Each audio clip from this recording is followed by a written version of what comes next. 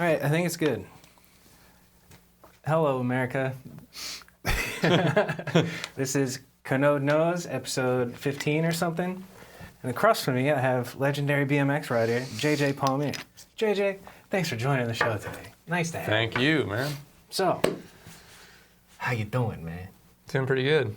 Just moved from California to Arizona and settling in here. So it's been nice. Been enjoying it, but it's also winter time, so I hear it's like the best time to be here. It is. It's the tolerable time of the year. And then you haven't ever experienced an Arizona summer, huh? The closest I've been to like a summer would be September, late October. So that's like... Which is kind of the tail end of it. Still so pretty intense. You get the gist. Here. But yeah, it like hurts. That's actually what a bunch of the people asked. Like, so how's the transition from coming to California to living in Arizona? It's been good. I mean, like I said, it's like kind of easier right now because of the summer thing. I'm like here like the best time of year. But as far as riding goes, like I got to link up with you guys, which is awesome, and like you know that made the transition pretty smooth. How did that happen? That was like Robbie, right? Yeah, through Robbie. Yeah. I actually reached out to him before I moved out here via Instagram. I was just like, hey man, I'm moving out to AZ. How did you know him? Through like Nick Barrett and like the Chocolate Truck Kids. Yeah. Yeah.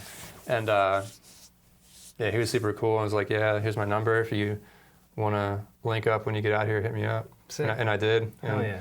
What, like, I remember hearing it on a podcast. I think it was Dennis's podcast. Where you were talking. And I honestly didn't understand who was moving to Arizona. I just knew somebody in that room was moving to Arizona. Oh, like me or Tony? And I didn't know why, yeah. So, why did you move here? Because my wife got a residency. My wife? That's sick. Yeah, she got a residency out here. So, we couldn't pass up the opportunity for her job. What does that mean, residency? What does she do? She's a naturopathic doctor. And I'm asking questions that I know the answer to. Yeah. This is for the peoples, man. But residency is kind of like when you transition out of your last year of grad school into your job. They require like a residency, so it's kind of like, I don't know too much about it. I don't think it's called like training, but it's like your first like introduction to the new job. Yeah. And so it's like a short time period, and then from there. She's getting paid for it though, right? Yeah. Okay. It's not like an internship, unpaid internship. Yeah, exactly. It's like you still get paid, but it's like, I guess the next step up from that. Sick. Naturopathic doctor? How long was she in school? You were dating her how long? How long have you guys been together? 5 years. So like you've been with her the whole time that you've been together. She's in school. We met in San Diego, and that was when she just got her first year med school. It was How'd you meet?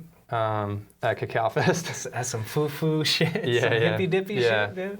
A Cacao Fest? A festival based around chocolate. Cacao. Yeah. Fire. Yeah, it's pretty rad.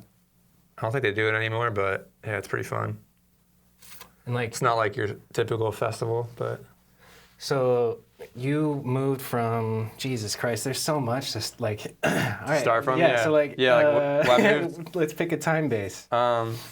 I think your question was like, when did we meet or whatever, so it's like, when I met, I had already been living in San Diego for about 5 years, and then when we met, I still lived there for like another 4 years, and then the whole time she's been in med school, I've known her. Sick. That's wild. And it's definitely intense because like you have like your 4 years of college, and then after that you have another, 4 or 5 years depending on what like course you take or whatever. Like there's like two different styles. Like you take more classes and stuff, but she did like the 5-year plan, so she was there a little bit longer. And she's been in school pretty much her whole adult life. Yeah. Mm-hmm. I mean, she's 30 now, and she just graduated, so. Dude, sometimes I miss school. Like, it's nice. Yeah, it's nice because it's like you get to like socialize and like see the same people and stuff. And just going to a classroom, even if I didn't care about the subject, just like being around people your age group is pretty nice. Because like as you get older, it doesn't happen that often. Like, yeah. The older you get, like the less you see your friends, the less all that stuff happens. So. There's less group dynamics going on. I want to start like a meetup for, I'm sure they already exist, but like a meetup where like local videographers come together, or like people who have the same shit. Community, it's important. Exactly. If you don't have community, it's like it's a good piece of your health too. Yeah. It gives you purpose in life. And it is healthy, huh? It is, yeah. A lot of that stuff, like not just food. When you guys met, were you doing because like that's your plug, like, hey babe, I have a supplement company. Like, Or? No, I didn't have that then. I was just like really focused on BMX when we met, and I was a raw vegan, and I was passionate about passionate about plant-based food. And PlantsBasically at that time was this idea of like just recipes I was going to share online. Sick. And That's just like cool. do a blog and stuff, and like I was like talking about maybe doing a book, like a recipe book, but as things progressed, it just turned into like me wanting to like actually make the supplements I was taking. Yeah. So like, and we've been over this story. Yeah, making these videos with through you. Through the time that we've been together, it's transitioned into a company rather than a blog. So which is pretty rad. It was never like, hey, I got this supplement company, let's hang out. Hey, I'm writing about some plants. You want to chill? Yeah. How does that start? Just, hey, what's up? I'm raw and vegan. How you doing? No, I mean at the chocolate festival it was like pretty cool because like. What's the first thing you say? How do you meet a girl, JJ? That's pretty. I don't know. People meet on Tinder now, I guess, but. Oh yeah. We just actually were sitting next to each other at a workshop, and that's how we started talking. Because obviously, you know. Yeah. You're sharing a space with someone you're sitting next to, and kind of vibed off each other and hit it off from there. So your advice is to sit next to people? If I sit next to a girl doing an activity? I think my advice is just to go and do something you actually love or are passionate about. Mm-hmm. And then through that, you'll meet someone who has similar interests. And then like from there, you have something to talk about and like bond on. Rather than scroll through like a dating app, which I'm not hating on that. I just think that like I hate on it. It's garbage. I think you have a better shot of like a real connection in person. Mm-hmm. So that's just my opinion, though.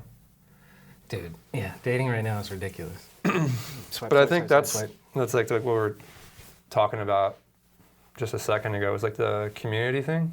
Yeah. And if you lack community, it's like very empty, you know? Mm-hmm. And like we don't see people as much as we should be. Yeah. So instead of seeing people every day and like communicating and like potentially meeting someone that way, we have to like seek it out through an app now. Yeah, it's garbage. And so it's like weird. Addicting too, the app itself. But yeah. So like in your life right now, you move to a new place and you don't have that many, I assume, and you're like entrepreneur life, so you're basically just at home working on your shit. Like so you have to like make a conscious effort to get out and like hang out with people. Yeah, it's like one of the things I'm really thankful for with BMX is that it has that, you know, like you can go anywhere in the world and pretty much meet up with bike riders. True. There's a little bit of a BMX fan worldwide. It's pretty sick. Yeah, and there's not many things like people do that can actually have that type of that ability to like move somewhere and still have friends. You know. Yeah.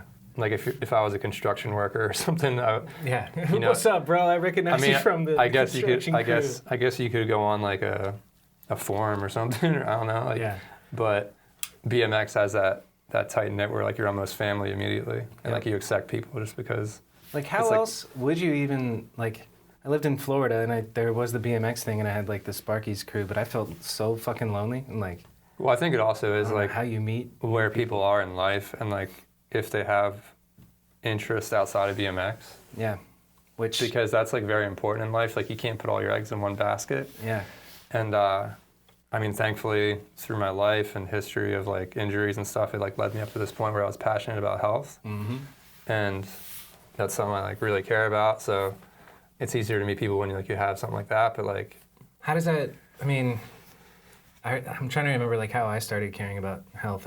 I think I've gone through like three times where I was like, okay, I got to care about health, and then I let myself go a bit, and then I like come back up. And I mean, as Reed would say, fucking peaking. But yeah, I mean, it's hard unless I think you really have a reason. Yeah. Because like otherwise, it's easier just to be like, yeah, I'll just get to that like later on, like next week or something. Yeah. But if you're actually forced, like if you can't go on with your life, like I couldn't really function. I couldn't function normally when I hurt my back. So how'd you hurt your back, and when? It was like during the time of like filming I don't know if it was like deadline, like / I was like working on one of the projects. It was like a web video, but we also were like filming for other stuff. So it was like more deadline than fiending or anything like that. But I ended up like going to hop on a rail, and I was at a trolley station, and this girl was standing there, and she like clapped at me and basically like fucked me up and got all crazy and off off balance and just landed on my like thigh. But the way I landed on it, like my head was like behind my ass, so it just like squished my back really bad. And yeah, at first it was like whatever, like I didn't feel too bad, but then the next day I woke up and I couldn't even like move really. Fuck. My legs were like, I couldn't even like lift them off like the ground without my back hurting. That's no good. And then like slowly progressed to just get gnarlier and gnarlier. And then, you know, during that period of my life, I didn't know much about health or anything like how to take care of myself, and I was eating shitty and partying a bunch, like just eating like California burritos and like you know, living off like a certain budget that you like can't really like buy expensive food and stuff. Burritos and 40s. Yeah, like the BMX diet, you know, it's like, but yeah, so that happened, and I feel like it was the best thing that ever happened to me, because like if I hadn't had that, it probably wouldn't have pushed me to be like, get your shit together. Like you have to really start taking care of yourself. So then what was like the first thing you do? I mean, that wasn't like a overnight thing, you know. It took me like going to the doctor, getting ran around, chiropractors, getting cracked, you know, like that not helping, getting an MRI, telling me like I had, you know, herniated discs and stuff, and they were just like, you know, you might want to consider not riding anymore and getting surgery. So then I went home and Googled all that stuff and like what the odds were for the healing rate and like all that stuff, and it was just a nightmare because I was like reading stuff online about how it's like 50% or lower. Fuck. What? And I was just like, I'm not even like trying to gamble with my back, and you hear all these nightmares about people having back injuries that never heal.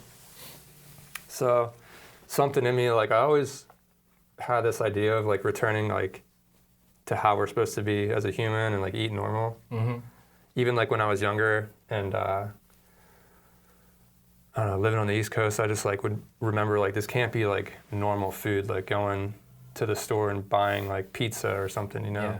So I had like that it was like an instinct I had, but like this, along with all that stuff, like made me research holistic ways to heal my back. I just started typing that in, like how can I deal with this naturally? Yeah. And then different books came up, and I found this book from a chiropractor. Somewhere in the middle of the country. I forget, it was like Kentucky or like around those states. And in that book they had different practices that were like step by step on how to heal a bulging disc. Okay. But it's like you can't do one thing before the other. Like you had to like be ready to start like a new process of like you ice your back, and then like once you can get the inflammation down and like you're taking the supplements, then you can start stretching a little bit. And then from there you can keep going and doing exercising and like strengthening your core. How long did it take from like getting that book to feeling like you're healed? Completely. And is that the actual process that you did? That shit? That's like similar, yeah. Okay. Yeah, it's like... Does it say like change your diet, hydrate yourself, and then ice your back? Well, it just brings like awareness to that. It's like, you know, you have this condition and that you're giving yourself... Like your main goal is to try to heal yourself, you know, and like your body's not going to be able to rebuild if it's like trying to deal with the process of like breaking down like food that's not meant for your body. Yeah. You know. Yeah. So if you're eating garbage, then your body's like taking all that energy just to digest that food and deal with that and keep you, you know, safe from that. And was there some shit about fasting? I've been obsessed with fasting lately. So. There wasn't none about fasting. It was more hydrating, just like being like super hydrated and like kind of like giving your body good water, good quality water, and stretching. But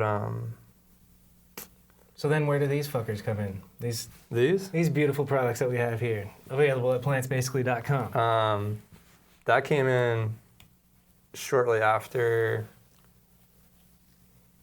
I was doing the blog and stuff, and I was like putting content out about like plant-based nutrition, and then I was taking supplements, and I was like, a lot of people online knew that I hurt my back through my Instagram and stuff, and I was like talking about like different foods to eat, and they kept asking me like what I was eating or what I was taking to like help with injuries and stuff, and like I kind of got like,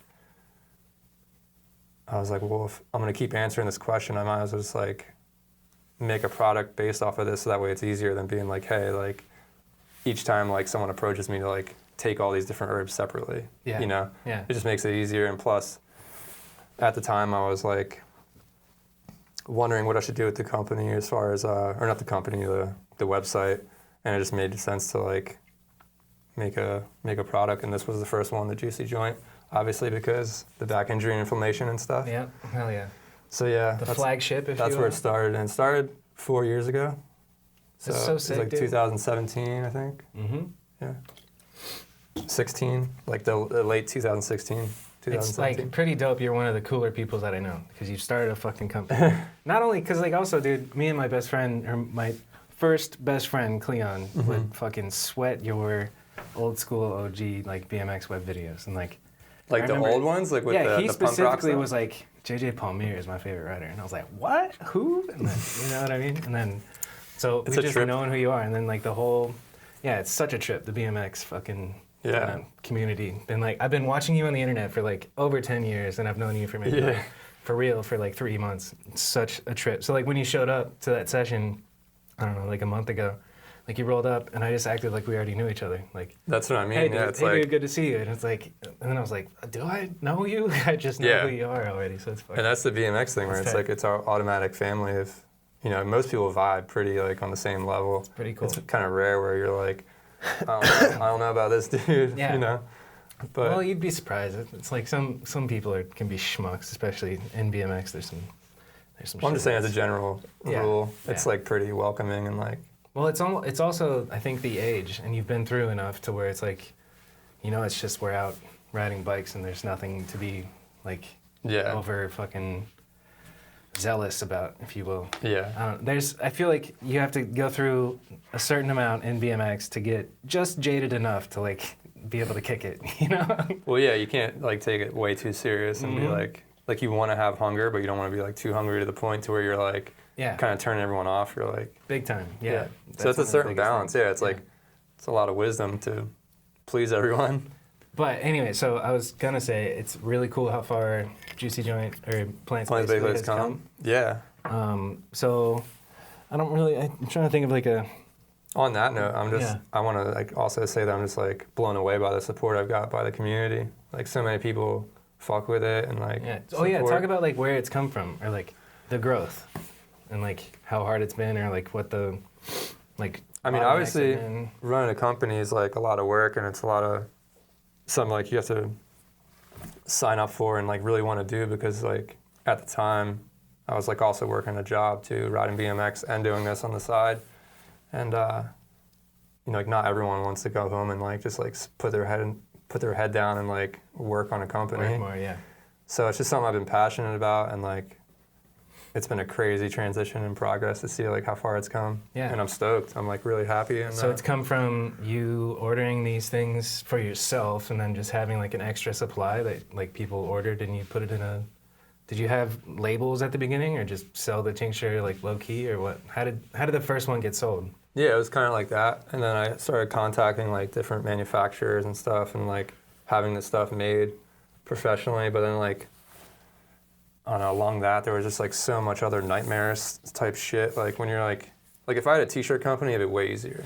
Yeah. But the fact that you're like making something that people are ingesting, it's so next level. Plus on top of that, it's not just like food, it's a supplement, which the FDA has like crazy like guidelines, like what you can say right here, even though it may be true, like you can't use certain words. Like, so even though this is like an anti-inflammatory product, it affects like the inflammation in your body positively, it lowers it. You can't put inflammation. But you can't put like anti-inflammatory, or you can't put like anything like that. So it's like, the way you have to fancy words and like you have to use like wording very. Yeah. You have to like kind of tiptoe around and like explain what you're doing without saying it. Yeah, I know. So it makes it like difficult. We were working on like a Facebook thing, and he said we can't put the word heal. Yeah, I can't say heal or like anything like that because you're directly saying that like this is affecting people, and the FDA doesn't like that. So. Well, I guess they got to protect like the lowest denominator of just dummies out there. Like it'll heal my. No, they do, and it's a good thing in certain regards. But like when you look at like someone like Pepsi, like I heard this like ridiculous commercial on the way over here. Yeah. Listening to Spotify where it's like Coca-Cola or Pepsi or someone where like there are kids walking out the door and the mom's like waving at the child like, hey, have a good day, and like someone else is like commentating like this whole thing, and it's like, we care about how much sugar your family gets and blah blah blah blah. So it's like a soda commercial, and it's like this warm, welcoming this ad, but it's also kind of evil in the same sense because you're basically like fooling people to say like, oh, we care about how much sugar you're getting when like it's Coca-Cola or Pepsi. Who doesn't give a fuck about anyone? Yeah, big time. You know? Well, health is like... And like sugar is the new thing that everyone's like hooked on or like, you know, like monitoring like how much they have, which is like always a good thing, you know, to be conscious of what you're doing. But my point is that I think it's crazy that like people like Coca-Cola or Pepsi can get away with certain shit because like how much money they have. Big time. You know? It's gross. Like they could slap like an organic label on any Coca-Cola product they wanted to. If I think it's hilarious how there's like an organic rock star. Like nothing like it's fucking gnarly, dude. But whatever. What have you gotten like in trouble with the FDA putting shit on labels? No, like, no. How do you deal with that? Is that because an like FDA agent that you talk to? Well, like through those companies I was getting the stuff made at, they kind of like send you a blueprint of like what you can and cannot say for the most part. Like they also let you know that like they're not responsible if you do put something and it passes and then like the FDA gets a hold of it or whatever. But through that I kind of learned like, and checking the FDA website and like watching stuff about FDA stuff and all that, like it's a lot of research and stuff. So you haven't had to like deal with... I have, well also it's like I don't have to like if there was something that was wrong, they would just like find my website and tell me to take it off my website. But since I'm like not in Whole Foods or all that stuff yet, that it's a lot easier to like kind of slide under the radar with like FDA stuff. And I don't know. Yeah, dude, are you gonna get into Whole Foods, you think? I mean, it'd be a cool that'd be so accomplishment, sick. but I think just the way the world's going, that I don't see like Whole Foods as being like the I made it as a supplement company, like, you know what I mean? What is the I made it? I think it's like having an audience that supports what you do enough to the point to where you can have a successful brand that, you know, obviously like with employees and everything, but just like not having someone to answer to, like, hey, your product's not selling, we want you to buy it back, you know? Like I think having total control over yourself is the main successful like blueprint of a business nowadays, huh? Yeah. Because the way you see it, like I mean, Amazon's awesome too, but they're all getting a cut of what you're like potentially making with the same thing with like distribution companies at BMX or something. So I think direct to consumer is like going to be the thing of the future. It's not going to be like to Whole Foods to this person. Right. I mean, some brands might do that, but I think it's already shaping up to be like that. Each company, like if you're gonna be survivable long term, you have to like do fucking everything, you know, and then create your social media following and your fans and do your own media and content and packaging and distribution, and it's kind of, I'm overwhelmed just thinking about it. Yeah, I mean, so like it's one step at a time, but it's... Was today a shipping day? Did you pack up orders today? I didn't do it today. No. Was yesterday one? The last 2 days ago. How many do you pack? Like how's business, man? It's been good. It's been good. We just got out of the holidays, so it's like been like a peak and then a drop off a little bit, but you know, that's expected with business. It's not always going to be, you know, like busy all the time or crazy, but then there's times where it is, and it's exciting because you see people who are not just like the business being successful, but like I love the fact that I see how many people are taking advantage of their health and like, you know, taking it seriously. Yeah. Because it's not everyone like, I think it takes a unique person to want to like take something like that, you know? Yeah. Like it's not like I'm just going to try this out or whatever, you know? I think like you have to have your head in the right mindset to be like, I'm really going to take care of myself. Yeah. And it's becoming more popular. Like I see it on everybody's Instagram story. Everybody's posting about their morning routine, our superfoods, PlantsBasically, all that shit. And that's how it started for me. It's like a morning routine where you have like your one drink that has like a majority of like these like medicinal. All the shit. Yeah, like to pack it with nutrition, because the rest of the stuff you're gonna eat throughout the day, I mean, just the food quality alone nowadays isn't enough. So that's a good question. Like what is your usual kind of food diet? Like what does a day in the life look like? Well, I do the morning smoothie, which is like pack it with a bunch of superfoods, and like I do acai, half coconut water. Sometimes I'll do oat milk or something. It's like a plant-based milk. Okay. And then for lunch, I'll usually have like a salad, maybe some eggs or something. Tight. And then dinner is usually... Not vegan. Not vegan anymore. Not vegan anymore. And then at nighttime, I'll usually have like something a little bit heavier, but still like very plant-based, like a protein of some sort, and then a side of vegetables. So I forgot, we can't just brush over the fact that you're not vegan anymore, because you were known for being vegan. Yeah, I was known for being raw vegan. So we can't just brush past that. What's up? Why aren't you vegan anymore? Well, it took a while for me to like feel the effects of being vegan for that long, and in the beginning, it definitely helped me a lot, and like I don't regret it at all because it made me like conscious about what I eat, and you know, changed my life in a lot of positive ways. But also towards the end of that, I think it like started to negatively affect me, and then you know I had like low energy, and I was riding all the time and putting my body through like crazy abuse, like through riding, you know, like if you ride all day and you don't have the amount of nutrition to fuel that, it's kind of like you're taking more than you're giving your body. Yeah. So like what specifically, nutrition-wise? Like, well, basically, just trying to play devil's advocate. Well, no, I'm just saying also like, I had my blood work done and I was deficient in pretty much all the essential nutrients that are known to be coming from animal sources, like you know, B12, vitamin D, and protein. Yeah. So like for someone who was like... Were you supplementing while you were doing Yeah, so someone who was like taking supplements, taking B12, like, you know, taking different algaes that have B12. I wasn't taking a vitamin D, but I was out in the sun enough that I thought I would be. I live in San Diego, I'd be riding in the sunshine. Yeah. And then protein, I'm like, oh, well, you know, plants have protein, that should be enough. Like, you know, I was like passionate about being vegan. And yeah, what do gorillas eat? I know, you know. And I thought that, you know, I thought I was doing myself good, but eventually when something like that, when you go to a doctor to get your blood work done and like you're like, not that like most doctors, I went to a naturopathic doctor, so I knew what they were talking about. It wasn't like a medical doctor. It was like, hey, like... Yeah, in the game or in this fucking system, as we say. Yeah. He was like... So it was like an eye-opening thing to like see that. Plus, just the way like my life developed with like, you know, dating my girlfriend and turning to my wife. Like she was eating a different diet than I was, and like, you know, being social when eating.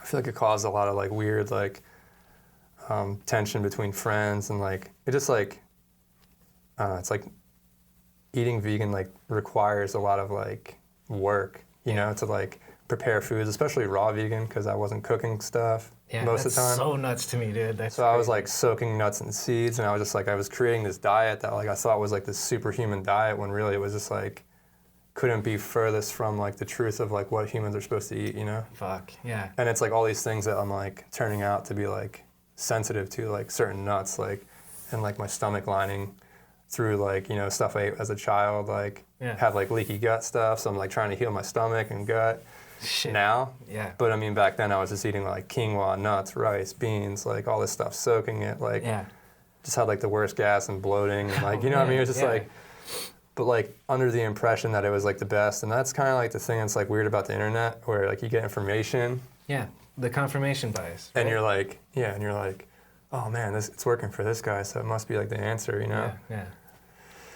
But like I said, it like led me to a point and like took me on a path that was positive, and I wouldn't change it for anything. But also I'm glad that like I was able to like, you know, just like let go of like the attachment that I had to like this identity that I was like a vegan. Yeah, because it's like it's hard to break that, you know. Yeah, it's a huge. It's like I respect the shit out of it. And when you're willing to be like, okay, maybe, you know. Yeah.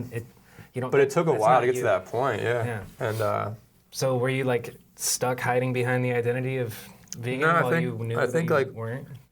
Did you come out of the non-vegan closet?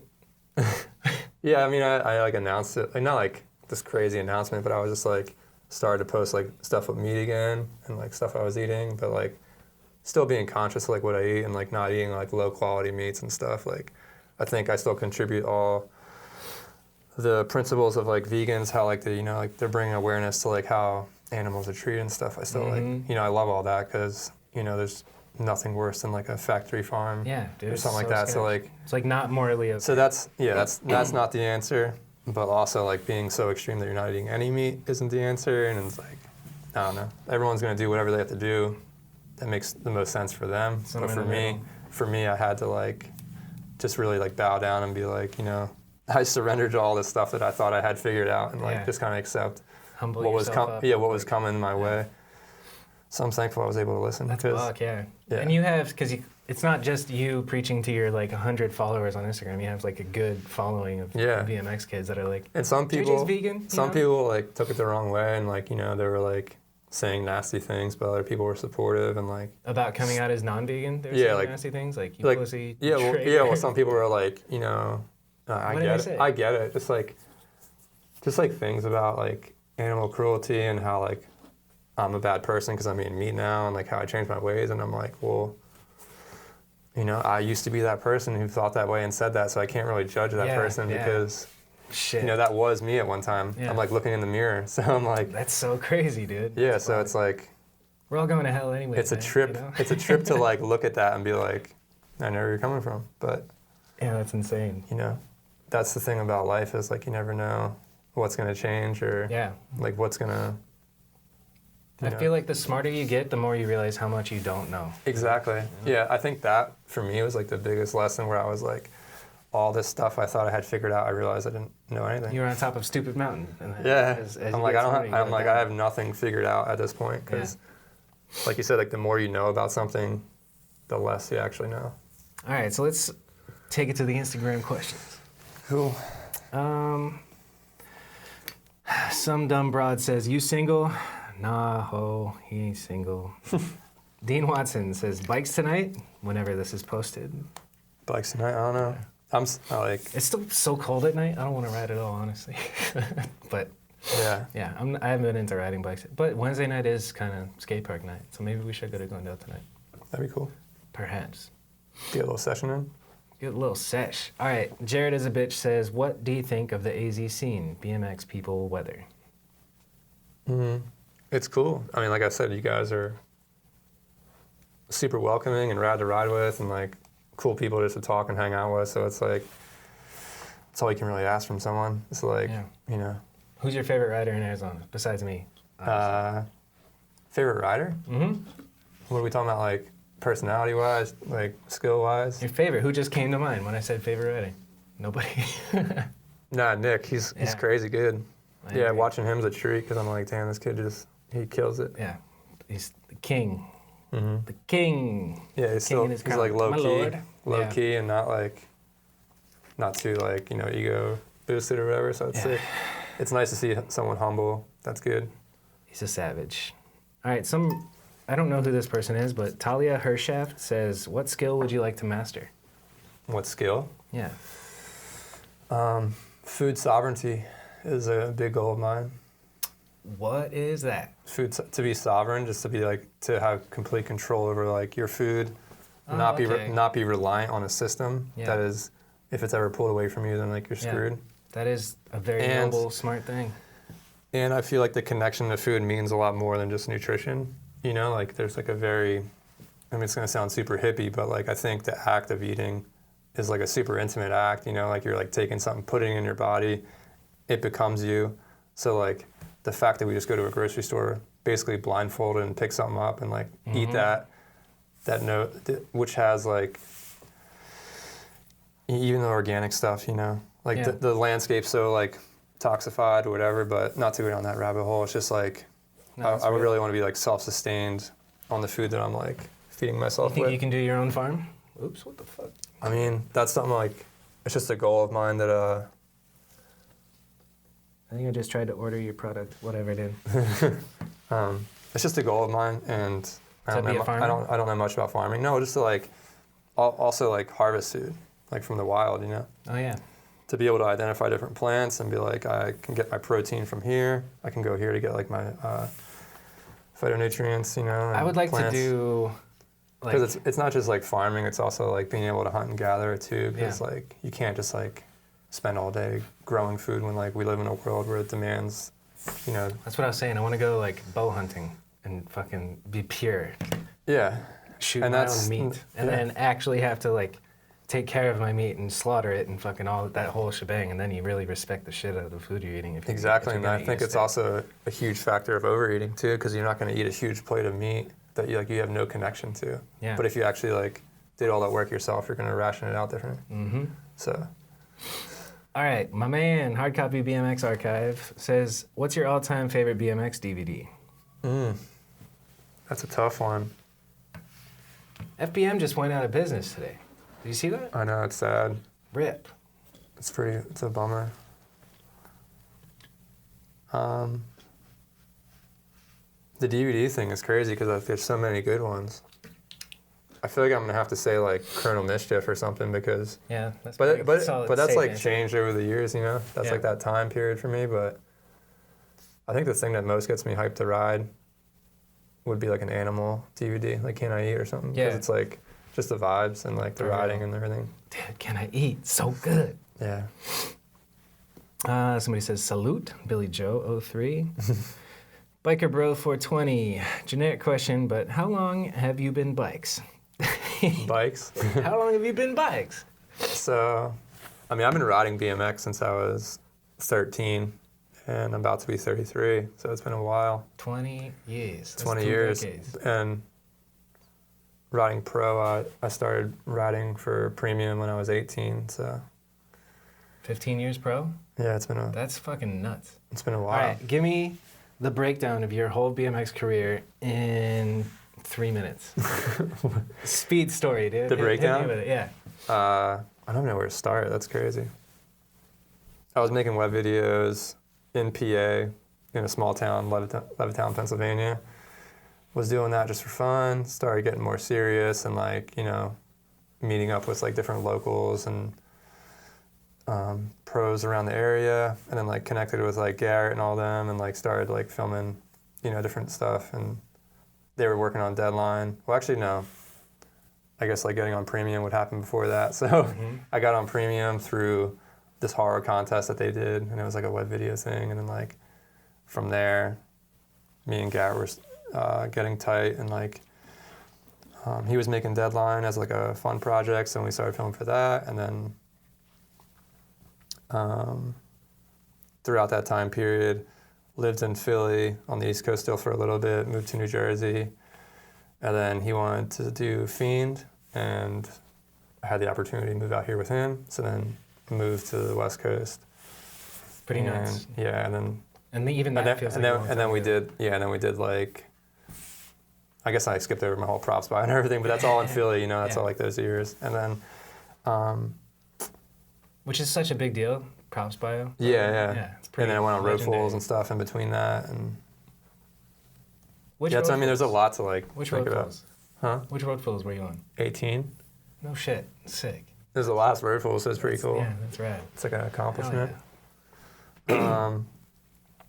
So yeah, I probably skipped over a bunch of stuff. Yeah, but whatever. then- You moved to Cali. When and then we did moved you to move Cali, there? and What have then you done since then? I was 22 when we moved there, and then we put out Deadline, and I started riding for Low Tech and Primo, and then different like trips and web videos with them.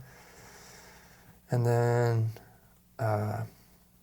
we put out Fiending, and then I actually like went back to the East Coast and spent like a year, or like a little bit over 6 months to a year there, just hanging out, riding with different people. Wasn't really like tied down to one place, like was staying with homies and stuff, and kind of just like doing like I guess like living out of my car thing, or just like being free. Yeah. And yeah, through that, you know, went back to California with my friend Trevor that I grew up with, and like we were about to move to Austin, Texas, and then went back to Cali, and then like we had a spot out there in Cali, just me and him. And then we did like another Fiend project, I think.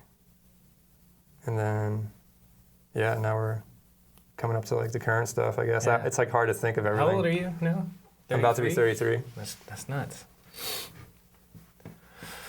Great. That's a pretty good, quick summary, but there's so fucking That's much what I to, mean. like, break down and It's talk hard to about, think right? about everything on the spot, Yeah. but What was your, like, Yeah. So Favorite time period? I tend to ask this question on every podcast, but like, what was the first trick you learned, and like, how did you go about? How stoked were you, or like the story of like doing your first 180 or some shit? Just like super early OG BMX memory. That's probably like super OG even before I had like a real BMX bike. I had like a shitty Complete from Walmart that my dad got me, and I used to jump off the curb out front, and like I was like just launching it like pretty far. Yeah. And I was trying to do like a turn bar thing, and then I was like, I seen my neighbor rode BMX too, and he did like these X-up things. Sick. And he was like, yeah, you should try an X-up. So I did one, and I was like super hyped because I was like, I felt like the first trick I like officially learned was an X-up. Hell yeah. And I'm like, damn, he just did an X-up, and I could do one too. I'm like, sick. That makes me feel good because that's like the same type of shit. Those the rolly curbs that we had. That's the same thing, dude. But it's funny because it was like the stuff with the coaster brake. So it was like, you know, if you landed too weird, it would like stop the bike. Yeah. Oh my goodness. All right. We covered how's Arizona treating you. Mm-hmm. What were some of the questionable steps and or worries prior to the move, Josh Bagar? To the move to AZ? Yeah. I think questionable worries would be just like, you know, wondering. I just came like off of like almost close to a decade living in California. Yeah. To like switching my whole life over here, and just I built like, you know, a friend circle there. Like I had a job where I had like a community there. Mm-hmm. My worry was that I was going to move away and kind of regret the fact that like I left everything behind and like couldn't rebuild it, or like my business was going to function different or stuff like that. So everything has seemed to have been working pretty well so far. Are there benefits tax-wise for the business coming from California to here? I think it's got a little bit lower of a tax rate. It's like at 7 in California, and here it's like 8 something. So like the amount of tax that I pay is different, but... Is less here or more here? It's more. Oh, shit. Yeah. Shit. But yeah, that was some of my worries. So basically everybody just cares about how's Arizona treating you. Kevin J. LeBlanc, what was the toughest challenge going full vegan? Toughest challenge? Yeah. I think when I first originally did it, this was like before my back injury. I just did it because I watched the documentary. I tried it with Ty for like a week. And I remember I was asking Jeff Z about different questions, like how do I be vegan? Like what do I need to get from different food sources and stuff? And he was basically explaining like, you know, proteins come from like nuts and seeds and stuff and beans. And I think then at that time, I tried to like, I was just making like hummus sandwiches and stuff, and like that was like an epic fail because after a week I was like, I can't do this. Like I just don't feel like I'm doing it right, you know? Mm-hmm.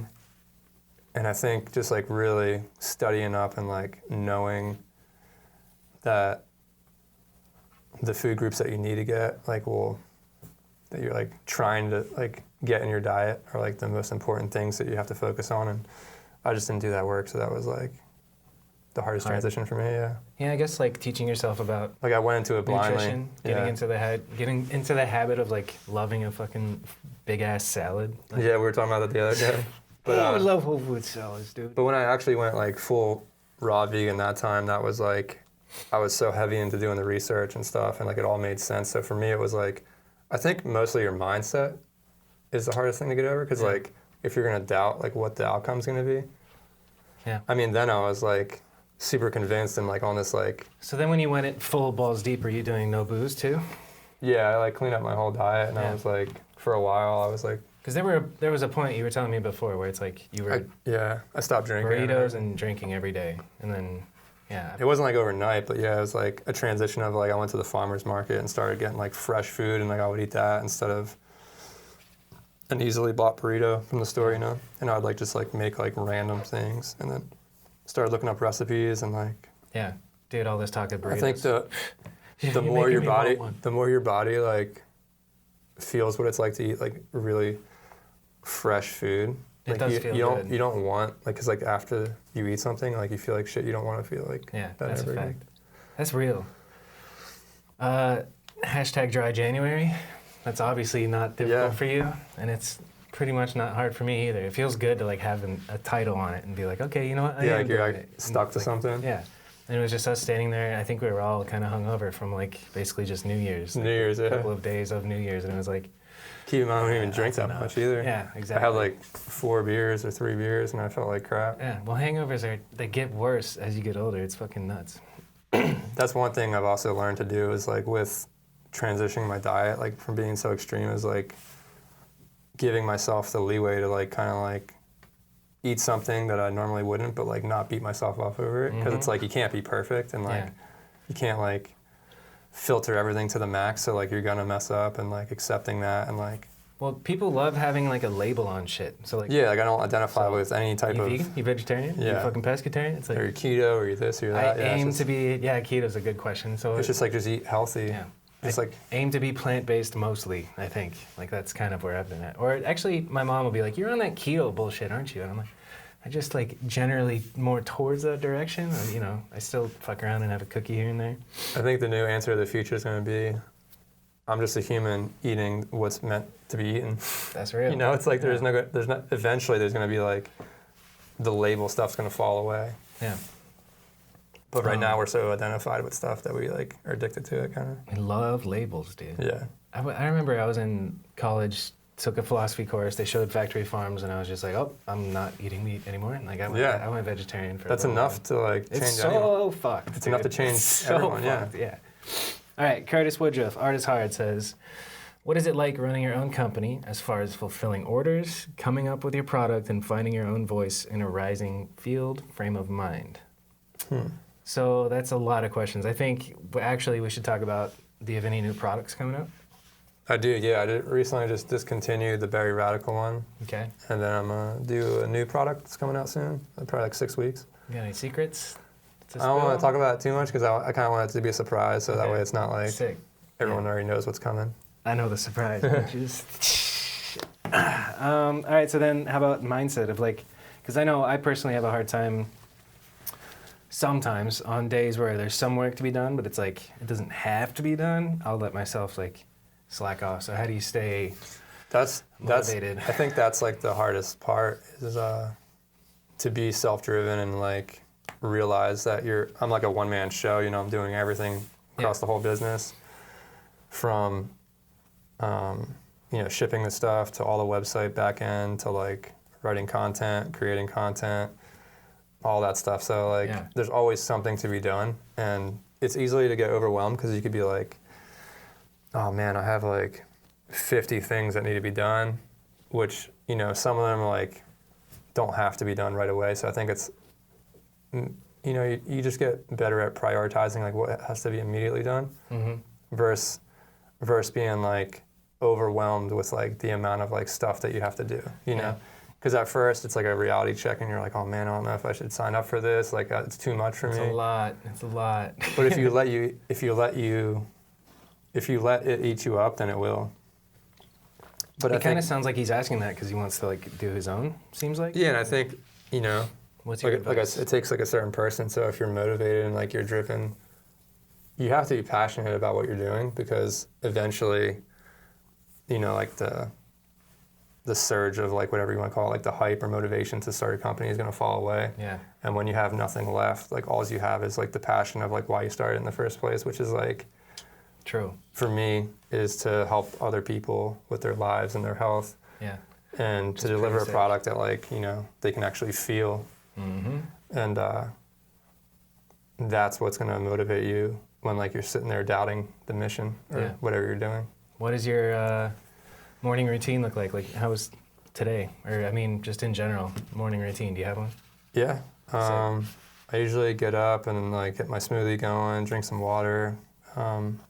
I wake up with my wife, I let the dogs out, feed the dog, she goes off to work, and then I'll usually get a shower, then stretch, make sure I get some type of movement in, because like I think back to like the previous thing is like when you start a business, like you can like easily like kind of like abuse yourself and like just like put yourself on a back burner. Yeah. So what I've realized is I need to start like taking care of myself as far as like, you know, getting physical movement in if you're going to be like sitting at a desk all day. Yeah. And I'll just stretch and do stuff like that, and like maybe set intentions for the day, meditate for a little bit, like not too long, just to clear my headspace, and then go into my office and like walk into it with a fresh set of eyes rather than being like directly rise and be stressed out about you know what has to be done. Because before that's what I used to do, and it kind of like burns you out because you're like, oh man, I'm like I gotta go do this now, and like some days you don't want to do it, but like you have to. Dude, the difference in days where you wake up looking at your cell phone and then you're like, oh fuck, I gotta do that, and that type of day. I'm guilty of the opposite. I'm guilty of that too. You know, like the first thing.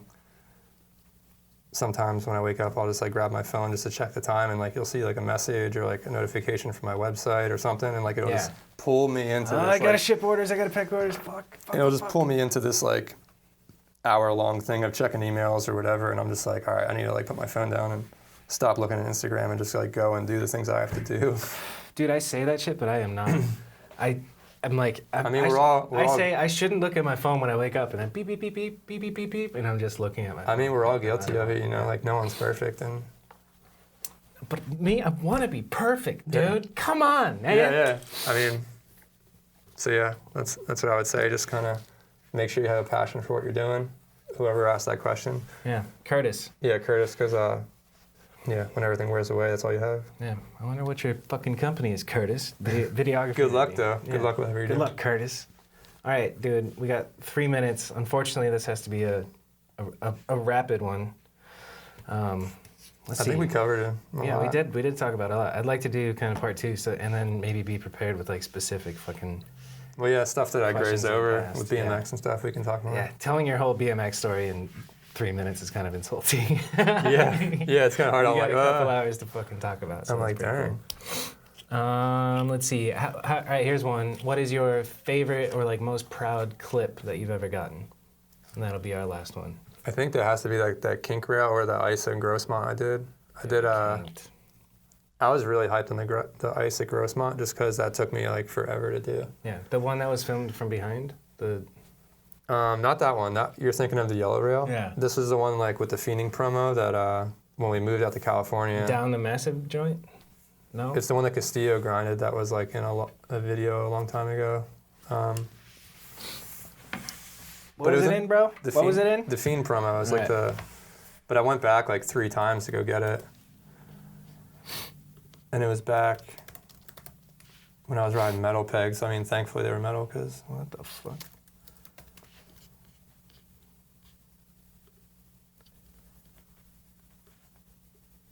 It's towards the end, right? It's like all the way at the end. It's like the last clip. Here we go, dude. It's got to be coming. Was that it? No. No, it's at the very end. Dude, this is such an iconic video. God, Drew, were you there for most of this shit? Yeah. Yeah, that's all we did. We just went out every weekend and even during the week sometimes to film for this. I wonder if Tony misses filming on the VX. Maybe. That new camera's pretty heavy. The beast with the whale eye and shit? Yeah, this one. This giant, yep. Yeah, this is the one that I had pictured in my head when I was like, it's the long down one. Oh, I thought you meant the yellow one. No, the one filmed from behind. That's the yellow one that I was thinking of. That's fucking awesome, dude. So that's probably like one of the proudest clips I've filmed. I feel like that. I can't believe I'm talking to that guy. In the kink rail. You know? It's fucking awesome. All right, dude. Well, thank you for coming to my fucking weird-ass podcast. That's sick. Thank you. I'm stoked to do the next one. Hell yeah. JJ Part 2 coming soon. Thank you for listening. PlantsBasically.com. Go get yourself some juicy joint or some other shit. And at JJ Palmere on Instagram. You know the vibes. You know what I'm saying? That's it. That's a wrap, bitch. Yeah.